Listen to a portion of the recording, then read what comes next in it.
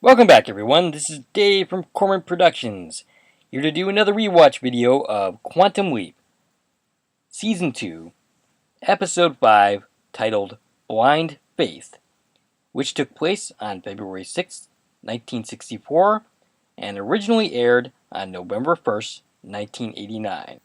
It was directed by David G. Finney.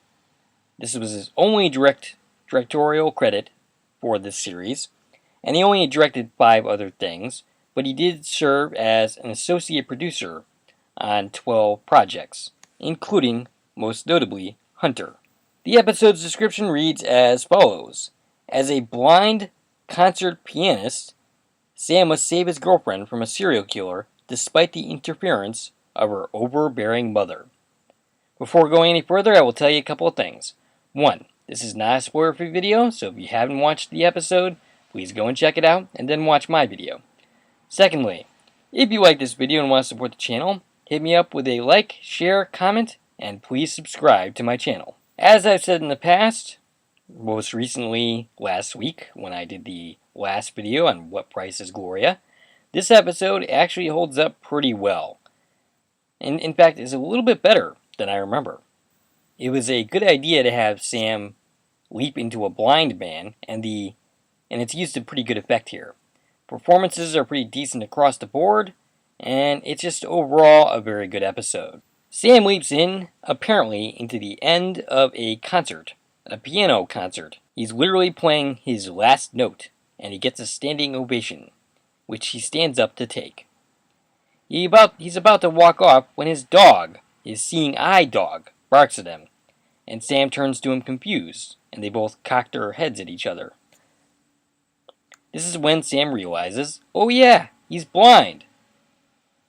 The girl off stage beckons for Japan being the dog's name, to help Sam get off the stage. And when they do so, she congratulates him on doing a fantastic performance. The girl in question is Michelle, played by Cynthia Bain. She has 24 credits to her name, doesn't appear to be acting anymore, including 1 episode of Chips, Highway to Heaven, and a couple of episodes of Knots Landing. The crowd wants an encore, which Sam is understandably reluctant to do, but he finds himself on the stage and eventually plays Chopsticks, which amuses the audience and earns him more applause. And by the way, when Sam first leaps in, he says, "Oh boy," for the first time that I can recall hearing him say it in quite some time. After the credits, Michelle, Sam, and Chopin are walking along, as she's going on and on about how she couldn't possibly do what Sam does. She couldn't be in front of that big crowd. And as they walk, she helps him out a little bit, telling him where to step on the occasion that she needs to do so. They stop at Michelle's house, and Sam asks why. And she tells Sam she made a promise to her mother that she would be home by midnight. And this is an early hint at the controlling nature of the relationship when Michelle says that her mother still thinks that she's 14, when she's probably in her 20s. I don't think her age is ever really stated, but she's in school, not high school, that's for sure.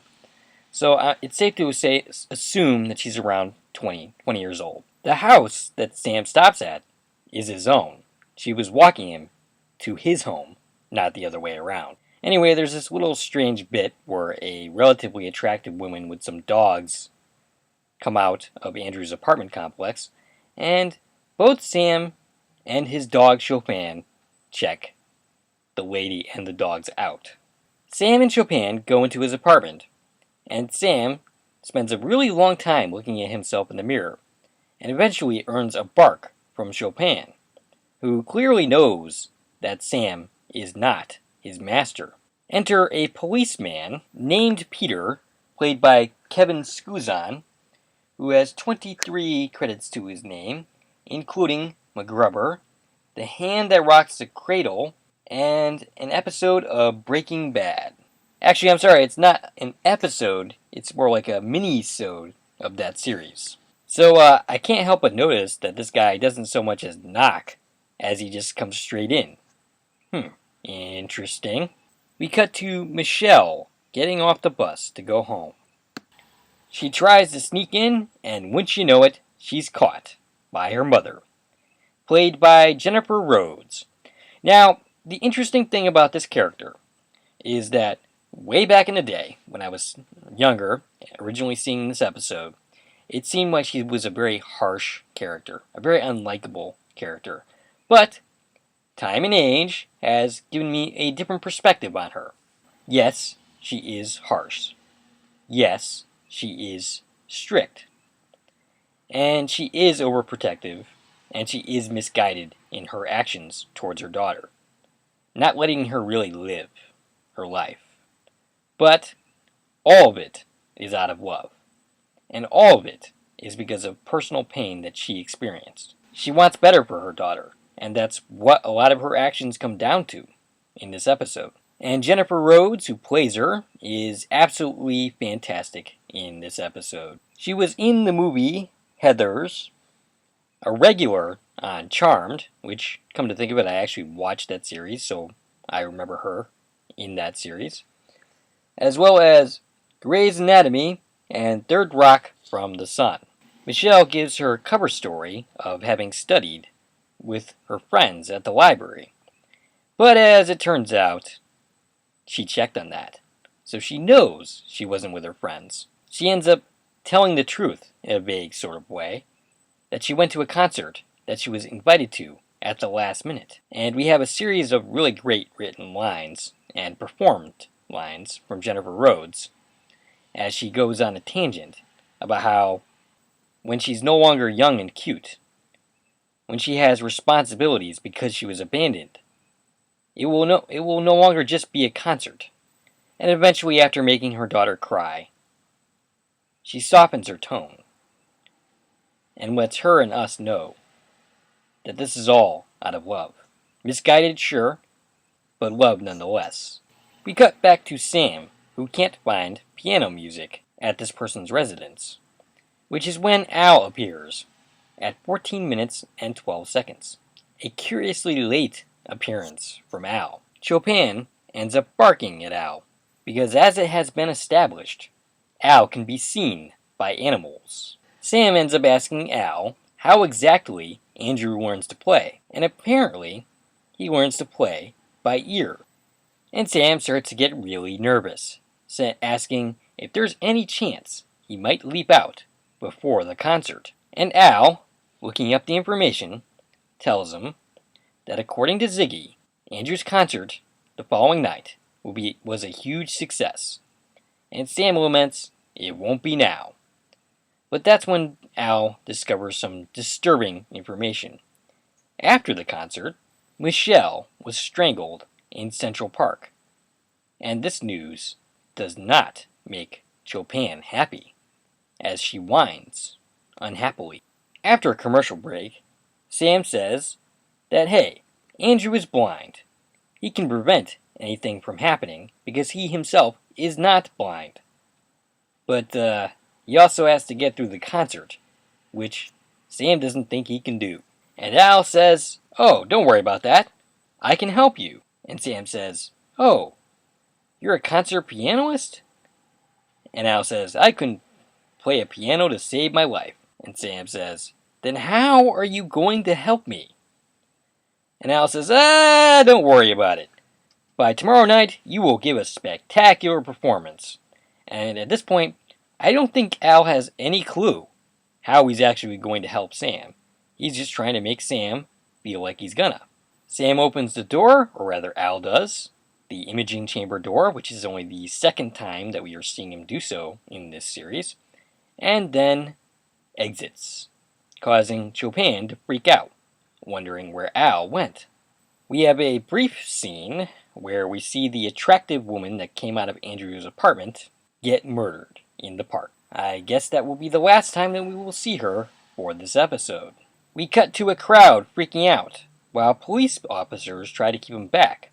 As it turns out, this is for the Beatles, which Peter, Sam's friend, alluded to earlier in the episode. Sam happens upon the scene looking confused. Speaking of Pete, Sam ends up running into him, and he has to pretend like he can't see him, which he doesn't do a super great job at it, but it's not like Peter ends up suspecting anything. Peter is complaining about the crowd, and then mentions that they found another dead body in the park. We cut to Michelle and Sam enjoying breakfast at a diner, and she picks up on the fact that Sam is upset, most likely because she is going to die. But he can't very well tell her that, now can he? Waitress comes by with her food, which is actually lunch, not breakfast, as I just said, and Sam points out that there is no mustard on the sandwich. And they are all very confused as to how Sam could possibly know that. And it's because he didn't smell the mustard, or at least that's the excuse he gives. Michelle eventually ends up saying to Sam that around him she feels relaxed, like she can be herself. The waitress comes by and plops a bottle of mustard on the table. Well, damn, that's a waitress who is not looking for a very good tip. Michelle ends up talking about her mother, and then lets out this little whopper that her mother is looking forward to meeting him. Sam suggests that she must be proud, studying for nursing and all that, and Michelle's voice drops, and you can detect a noticeable hesitation when she says, "It's all that her mother ever wanted." Sam, being the empathetic individual that he is, asks, "What do you want?" She doesn't really answer the question. She says, "I don't know. I like being around good music." And Sam laughs and says, "Well, you better stop hanging around with me." She laughs back, and then realizes, like Marty McFly once did in Back to the Future, that she's late for class. Sam suggests that after the concert, they go eat dinner at a really nice restaurant, and that she can choose, but she doesn't know any nice restaurants. And Sam responds, "Well, maybe just a little nice." And then she says that she has to ask. And Sam says, "Your mother?" And she hesitates for a little bit, and then says, "No, we're totally doing this." And by the way, because Sam is really bad at acting like a blind man, he almost points out the fact that she hasn't finished her meal, which would be impossible for him to actually know. But he catches himself and just changes the subject.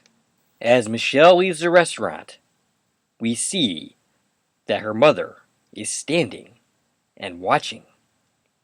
She's been apparently taken to stalking her daughter to find out what she's up to. Uh-oh. We cut to Sam enjoying a quiet night home, listening to music. He rounds the corner to see Al, just kind of standing there like a creeper. He does that a lot, actually. And Chopin ends up growling or moaning or whatever the dog is actually doing. And Al says to the dog, "Your mother is afraid of cats." And the dog responds by leaping through Al. Boy, if this performance didn't earn this dog an Emmy, I don't know what would. Sam is pretty unimpressed by Al's attempt at humor. Looking over Chopin's food, Al comments, "This dog eats better than I do." And Sam replies, "This dog works harder than you do." Yeah, no kidding. I bet if the dog had Al's job, he might actually have useful information from time to time. Sam starts reading the boxes for dog food, and unfortunately, he's interrupted by Michelle's mother, who points out, neat trick, a blind man reading boxes. Fascinating. And whoops, Sam is caught. Once again, failing to pretend he's blind. But of course, he's thinking he's just there with Chopin and Al, and isn't expecting an unexpected intruder. In fact, did Sam just leave his door open? Let me take a look at this scene again. Hold on a sec. Okay, so that door is actually his bedroom door, and she just kind of sneaks into the kitchen area, presumably having gone into the apartment without knocking or anything, which is questionable behavior, to say the least. In fact, everything leading up to her being here is pretty questionable. She basically has to play the role of a stalker. And, by the way, I also went back and checked the earlier scene where it seemed like the cop friend just walked into his apartment. But I actually got that wrong too, as Sam is just entering his apartment. He doesn't close his door. He's still pretty much standing there with the door open when the cop exits his own apartment. So I got that wrong. It looked, from my perspective, like he just opened Andrew's door and walked in without knocking, but that's not really what happens in that scene. From my 12-year-old perspective, which is probably when I was watching this episode, she again comes off like a villain, like an evil woman, as he's calling out Sam on not being blind. But once again, although I will say, like I just said, her behavior leading to this point is highly questionable, but once she seems to discover that Sam is not in fact blind, she is acting out of protection for her daughter, and that is highly understandable,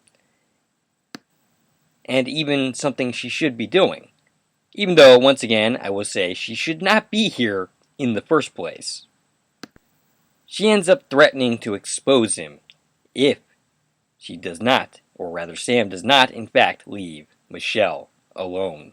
We cut to the night of the concert, and Sam, of course, is pretty convinced he's gonna bomb, to the point where he apologizes to his mirror image for what the damage he's about to do to this guy's career.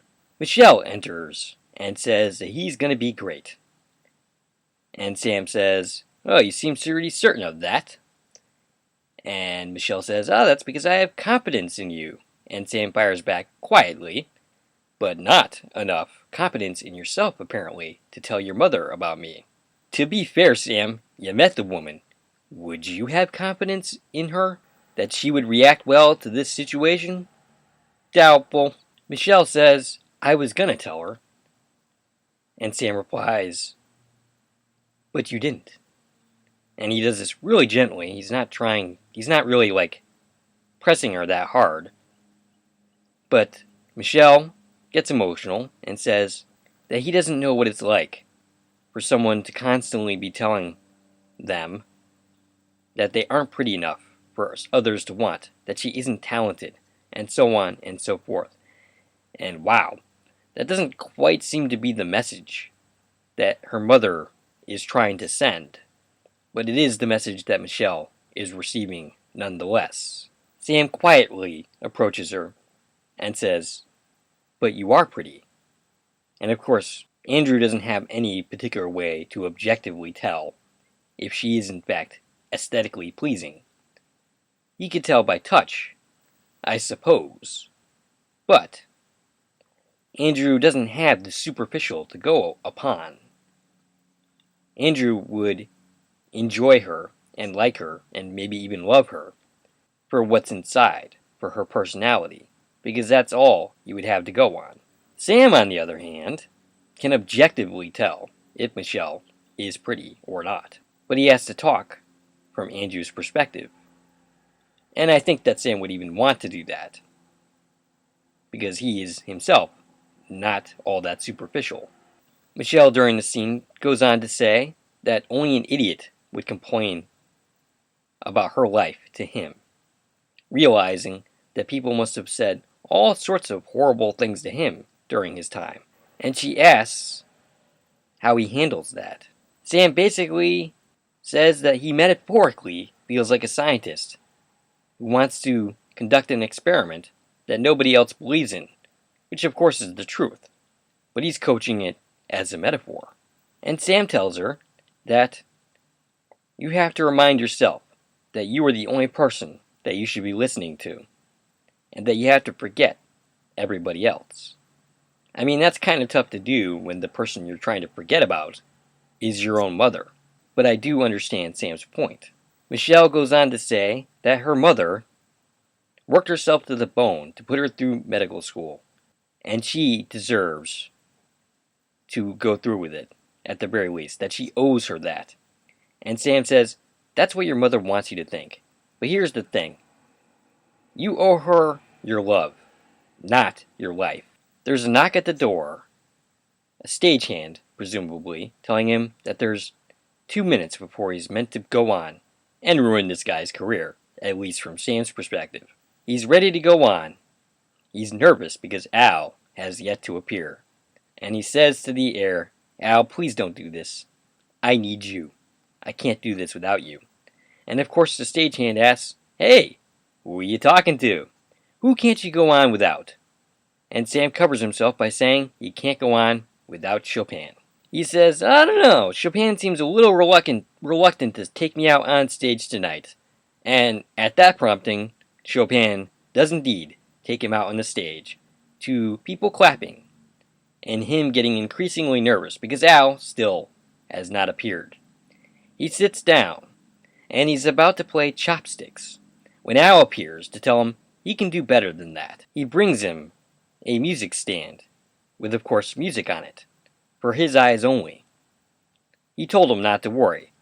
I'm not sure this was his plan all along, as I said earlier, but here Al is coming through. Sam reads the music, and is basically like, I can't play this.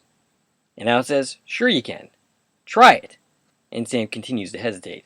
So Al once again prompts him, try it. And Sam begins to play, and he begins to play beautifully. Sam says to himself, and perhaps to Al, that, my God, he's playing at Carnegie Hall. And Al tells him, no biggie, you've done this before. Or, you will do this in the future, at least. Sam continues to play, while Michelle looks on smiling. But she's soon joined by her mother. I mean, if you're gonna be a stalker, you might as well be a really good stalker. Exceptional work here by her mother, I must say. Michelle says, she was going to tell her, I don't believe you, and neither does your mother. And she's like, oh really? When were you going to tell me? After you flunked out? Or when he breaks your heart? By the way, what is their relationship? Michelle and Andrew, by the way. It seems to have some romantic connotations, but there's no physical affection between the two of them. Like, they don't kiss. They don't seem to be in a relationship at this moment. So I'm a little confused about what their relationship actually is. She's clearly in love with the guy. I'm not sure how Andrew feels about her, of course. And there's no way for me to know, because Andrew isn't here, only Sam is. The stagehand tells Michelle's mother that there's no smoking backstage, and she's so impressed by this that she continues to puff away. An overall pleasant person this is to deal with. Eventually, at Michelle's urging, her mother drops the cigarette on the ground and puts it out, on what presumably is wooden floors. I mean, I don't know that for sure, but still. Michelle asks, why do you treat people like that? And her mother responds, because that's how people treat me. And Michelle tries to say something, but her mother cuts her off and says, if what, Michelle? If I were kind and sweet, like you, wake up, Michelle. The world is not rainbows and puppies and kittens. Not for you and me. And I would argue it's not for anybody. The world is harsh and cruel to everybody. But here's what she misses. We could make this world a better and kinder place if we took individual responsibility to do that. To live empathetically. To strive to make other people's lives better. Like Sam Beckett does every time he leaps in. But of course, there continues to be many people who don't care to do that. She turns Michelle's cheek to look at Andrew and urges her to listen. She says, he's a star. Do you honestly believe that he wants someone as ordinary as you to cling to his every move? And alright, here's where she basically says to her and sends the message that she is not good enough. That's not ultimately what she's trying to do, but that is nonetheless the message that she is sending. Maybe she is trying to break her down so that she will not strive for more, so that she won't continue to dream, so that she herself won't find herself getting heartbroken, like Michelle's mom once did. Once again, it's out of love, but it is horribly misguided. Sam finishes playing. He takes his ovation. He exits the stage. And he finds Michelle's mother standing there. And he reacts to her presence. Which, of course, makes it seem like he is not in fact blind, which of course Sam Beckett is not. Michelle goes running off, presumably to get killed. And okay, so I'm curious here. She is about to run off to the park. How did she get there originally, after the concert? Because it didn't happen like this. Andrew is clearly blind, so there would have been no reading of dog boxes for her mother to catch. That wouldn't have been an issue.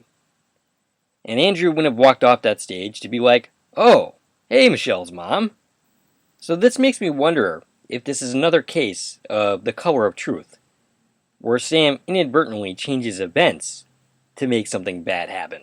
Because I don't quite know what causes her to be in the park in the first place to get murdered in the original history. Sam chases Michelle, or tries to, out of the building, where he gets flashbulbed by a bunch of crazy Beatles fans. At least I believe that's what these people are. And Sam finds himself unable to see. He tells Al that he's basically blind.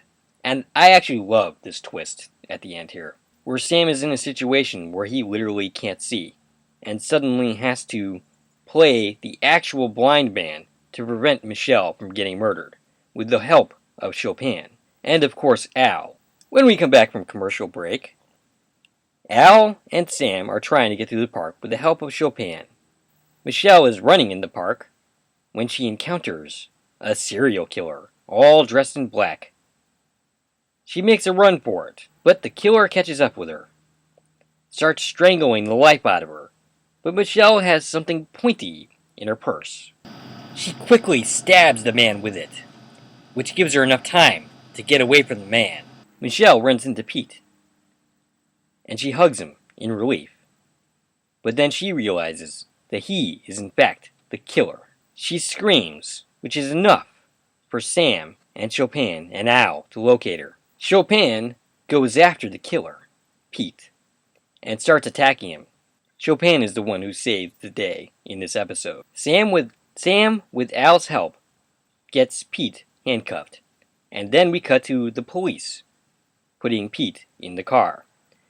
Okay, so did we even need this whole subplot? Was this Jeopardy plot really needed? Because it seems like the Michelle and her mother drama was more than enough to carry this episode. And about Pete himself, he shows up in a couple of scenes, has no depth added to him whatsoever, other than he's a cop and he likes the Beatles, and his only presence and point in this episode is to be the killer. We don't even really get a good reason why he's doing this, or for that matter, a bad one.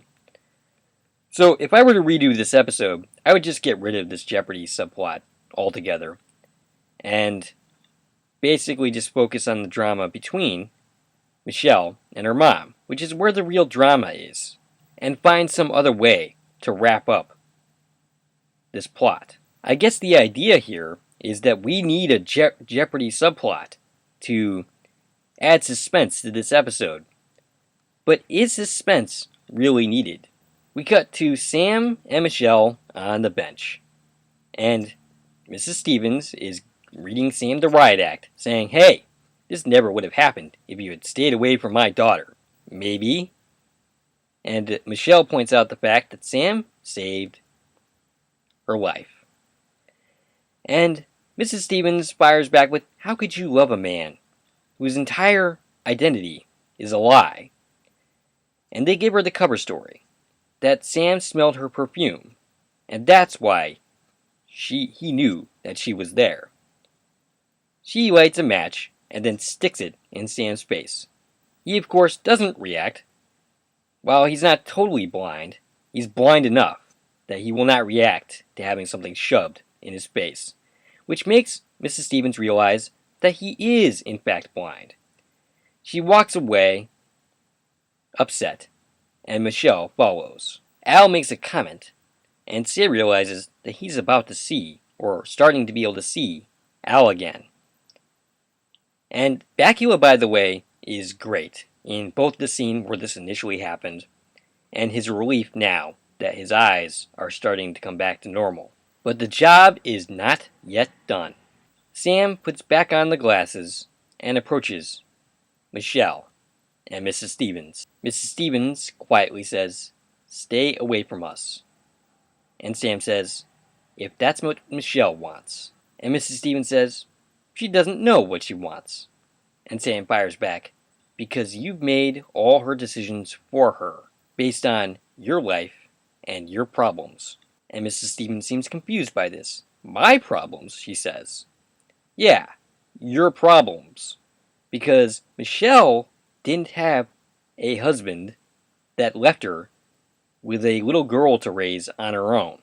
Mrs. Stevens doesn't answer this. She tries to leave. And Sam says, "You know what?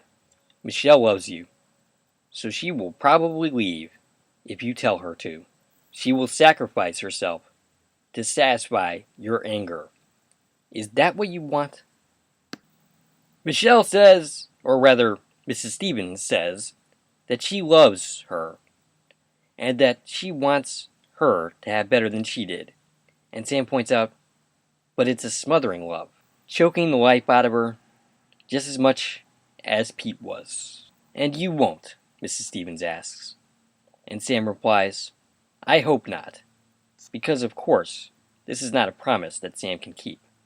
He can't promise that he won't break Michelle's heart. Only that he will do his level best not to." Mrs. Stevens turns to Michelle and asks, "So you're going with him?" And Michelle says, "I want to, but not if that means leaving you." And Michelle says, "Well, you know what? Maybe it's time I make my life a little easier.